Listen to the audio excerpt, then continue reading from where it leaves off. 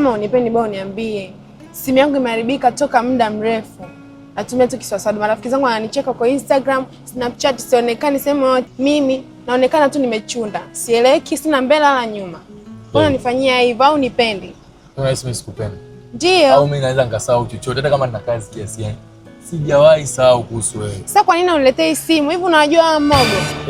Kuna watu wanaitwa Mmogo baby, wanakopesha simu. Kama una hela, umeshindwa kwenda kunikopea simu. Baby, hivi unahisi mimi hivyo vitu vipi au mtandaoni sioni, sipiti au mimi sijali kuhusu wewe? Au Mmogo, mimi kila siku nawaona na kila siku nawapitia. Niko nafuatilia nao mwanzo walikuwa wanakopesha simu nini.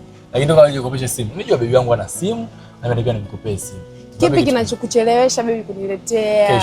Kesho ndakuletea. Kesho tena. Mbona kila siku unanifanyia hivyo? Mimi nishachoka bana. Niambia sasa hivi nataka niwahi sehemu kesho asubuhi mapema nina kazi. Hapana, kama ni hivyo tuondoke wote hapa tuende ukanichukulia afu uende na mambo yako. Ndio. Surprise. Jamani, kumbe uko unanitania. Utakuja kuniona pressure mtoto wa mwenzio. Unaweza mimi ngasahau kitu kuhusu. Nataka nikuona. Thank you. Yaani watanikoma. Marafiki zangu watanikoma vipi? Naenda kujisnap na jiposti huko Snapchat. Jamani. Ila Mmogo ako vizuri. Kwa bei rahisi nimekopa nimeangalia nikaona tu chukulie tu simu. Jamani asante mpenzi wangu. Bye.